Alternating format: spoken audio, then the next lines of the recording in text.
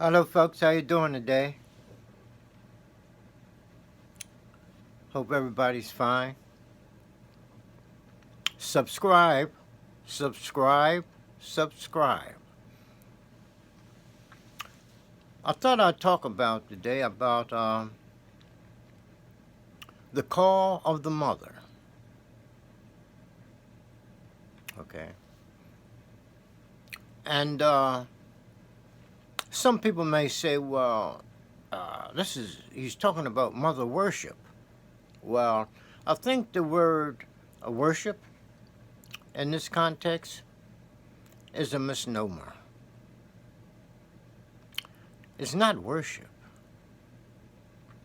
It's studying the effect that certain exercises will have on the body. And a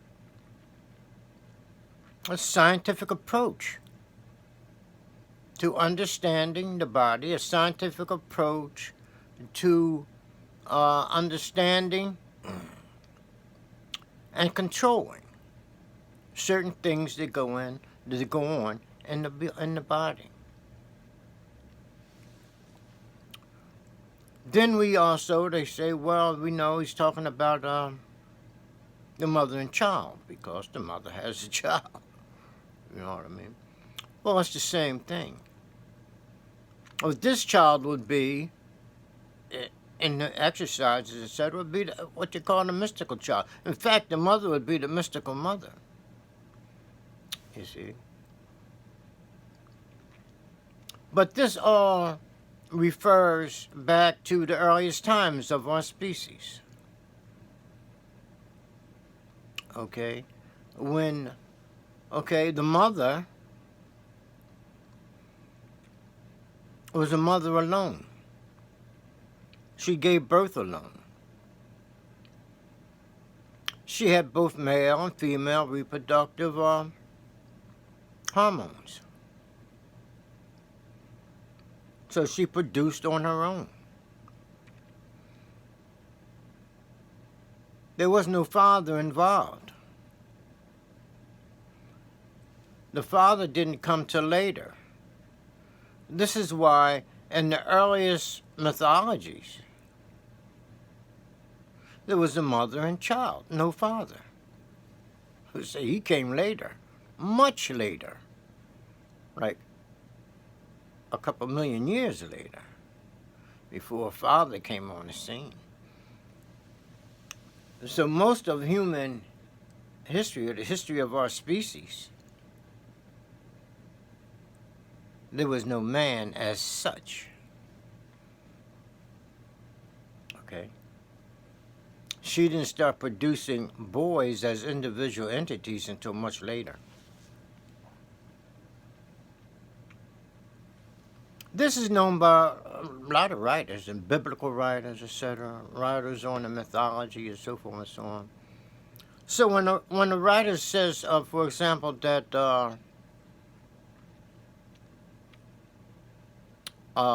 there was like male and female, it's like he's saying that there was a duality. That is, one individual was dual relative to the reproductive hormones. But some would say that, well, there was neither male nor female, because they don't want to say it was a dual situation. One individual with both male and female hormones. They don't want to say that. The influence of religion, okay, social norms, etc., have an effect on what people say. The person might not want to say that, well, yeah, it was just one person, but they were, let's say, androgynous, having both male and female, you might not want to say that. It might not be acceptable to, like I say, the religion, etc. Okay? So he says,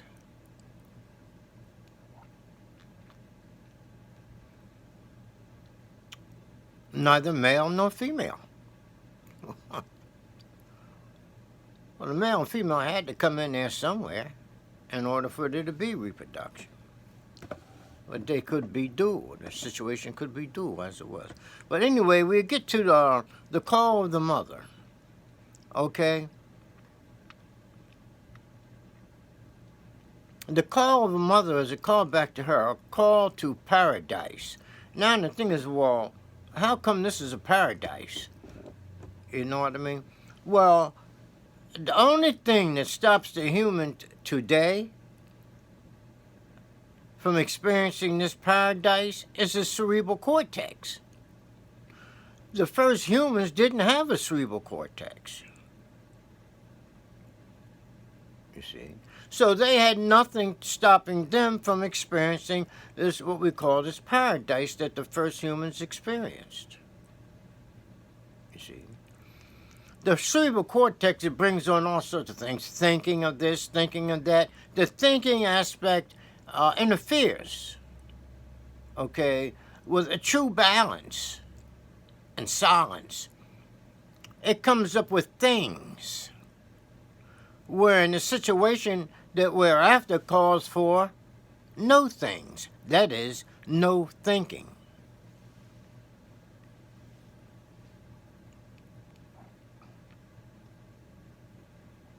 You see? And so the paradise lost is lost because of the cerebral cortex. Once the humans grew the cerebral cortex, which came a lot later, okay, the paradise is lost.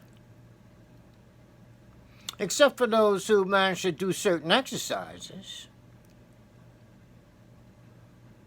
then that enable them to silence the brain. In other words, to stop thinking. As the thinking recedes, the person gets closer to the experience that the ancient humans, the ancient mother, had.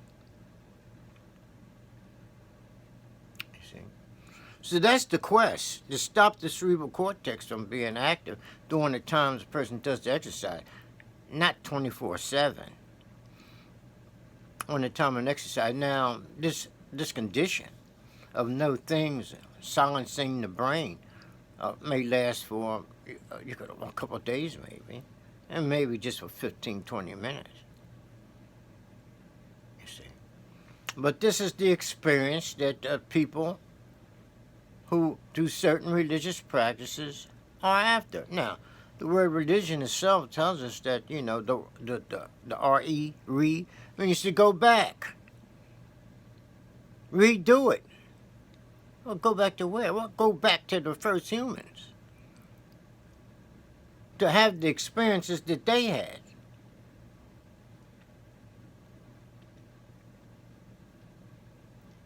Where unfounded intelligence didn't interfere. This is intelligence that is not based on knowledge.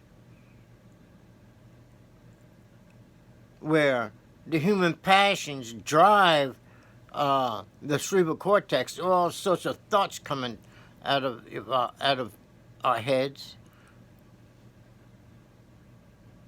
Okay? So we call the passions also. This is balance. When you shut the passions down, that is the inner conflict, the opposition that goes on within, we quiet that. You also quiet the cerebral cortex through these various exercises.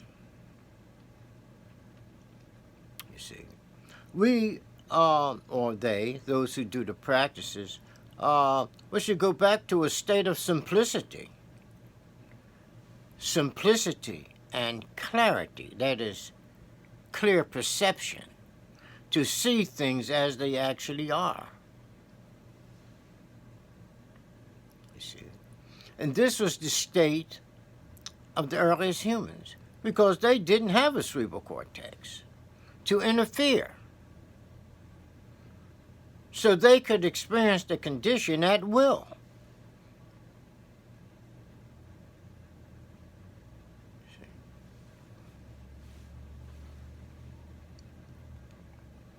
So when a child is in utero, this is the experience that the child has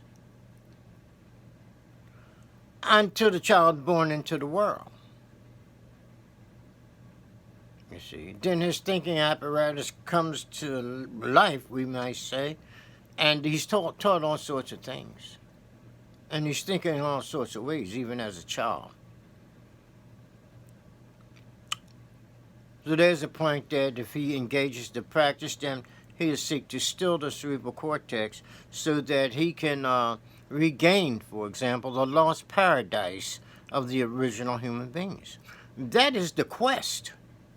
When they're talking about this heavenly bliss, they're talking about this lost paradise that the humans lost because they grew the cerebral cortex and engaged in thinking and so forth and so on. Things were simply out of control after the cerebral cortex grew, just like they're out of control today for many, many folks. I'm not saying they're crazy. I'm saying that they can't still the cerebral cortex, which interferes with them returning to this paradise. Okay, folks, we'll talk about this more. It gets more and more interesting. Okay, and it involves, let me say, this involves all religions. All religions. Okay. Okay, folks. Talk to you again. Thanks for joining and subscribe. Okay, bye-bye.